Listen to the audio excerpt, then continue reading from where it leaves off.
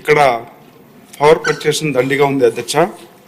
మెయిన్గా చూసామంటే బాలగంగనపల్లిలో ఆల్రెడీ గత గవర్నమెంట్లో టెండర్ వేసి 33/11 kV శాంక్షన్ అయింది అధ్యక్ష. ఒకటి వచ్చి బాలగంగనపల్లి అట్ గంగాధర నెల్లూరు, ఇంకొకటి వచ్చి గాజంకి అట్ కార్వేట్ నగరం అధ్యక్ష.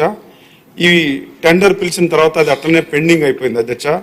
ఇక్కడ ఇది పవర్ సరిగ్గా రావడం లేదు కాబట్టి చాలా ఇబ్బంది పడుతున్నారు అధ్యక్ష. ఇమీడియట్గా మాకు ఇది శాంక్షన్ చేయాలని చెప్పేసి మీ ద్వారా మంత్రి గారిని రిక్వెస్ట్ చేస్తున్నాను అధ్యక్ష. ఇంకొకటి కూడా ఒక 4 రిక్వైర్మెంట్ ఉంది అధ్యక్ష. ఒకటి వచ్చి కండేపల్లి అనేది జీడి నెల్లూరులో, అదేవిధంగా పుల్లూరు, అదేవిధంగా లంకేపల్లి, ఇవి కూడా ఒకటి వచ్చి ఎస్ఆర్పురం మండలంలో, ఒకటి జీడి నెల్లూరులో, ఒకటి పెనుమూరులో ఉంది అధ్యక్ష. ఇవి ఇమీడియట్గా శాంక్షన్ చేస్తే ఇక్కడ అందరూ కూడా వ్యవసాయం పైన ఆధారపడి ఉన్నారు కాబట్టి ఖచ్చితంగా ఇది చాలా యూస్ఫుల్గా ఉంటుందని చెప్పేసి మీ ద్వారా రిక్వెస్ట్ చేస్తున్నాను అధ్యక్ష. ఇక్కడ మెయిన్గా చూసారంటే పవర్ ఫ్లక్చుయేషన్ రావడం వల్ల ఈ మోటార్లన్నీ కూడా కాలిపోతున్నాయి. ఇక్కడ వ్యవసాయమే ముఖ్య ఆధారం కాబట్టి దీనిపైన మనం ఫోకస్ చేసే అవసరం కూడా ఉందని మీ ద్వారా రిక్వెస్ట్ చేస్తున్నాం అధ్యక్ష.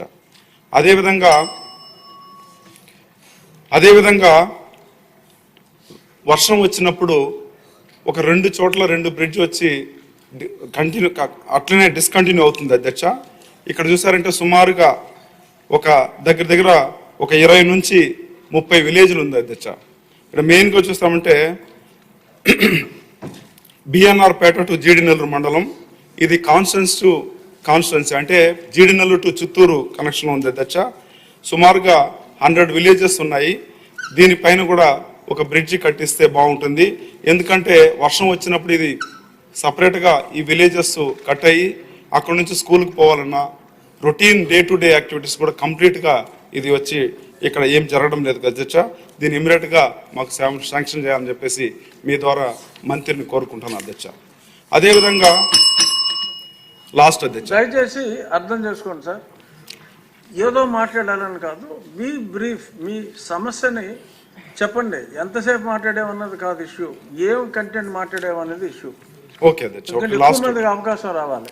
లాస్ట్ అధ్యక్ష, అదేవిధంగా పెనుమూరు టు నేండ్రగుంట రోడ్డు అధ్యక్ష, ఈ రోడ్డు చాలా దారుణంగా ఉంది.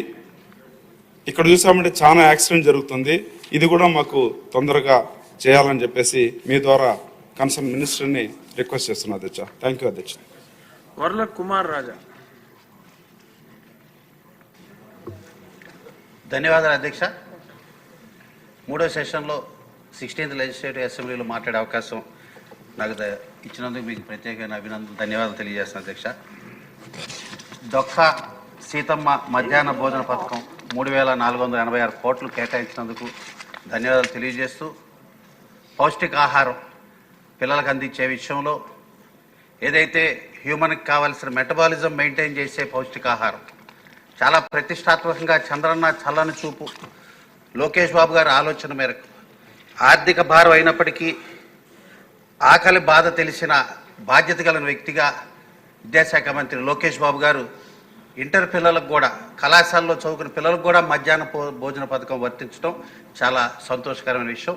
అయితే ఇన్ని కోట్లు వెచ్చించి ఇంత పిల్లలకి ఇంత చక్కటి పౌష్టికాహారం అందిస్తున్న మనం దాన్ని వండే ఆ వంటవారికి జీతాలు చూస్తే గతంలో 5 సంవత్సరాల్లో ఎవరు పట్టించుకోలేదు అధ్యక్ష. వారికి కేవలం 3,000 రూపాయలే మంత్లీ శాలరీ వస్తుంది. దాన్ని దృష్టిలో ఉంచుకొని దాన్ని కూడా, ఎందుకంటే వంట వండేవాడు వాడు సంతోషంగా ఉండే విధంగా ఉండాలి, వాళ్ళకి ఏదో రేషన్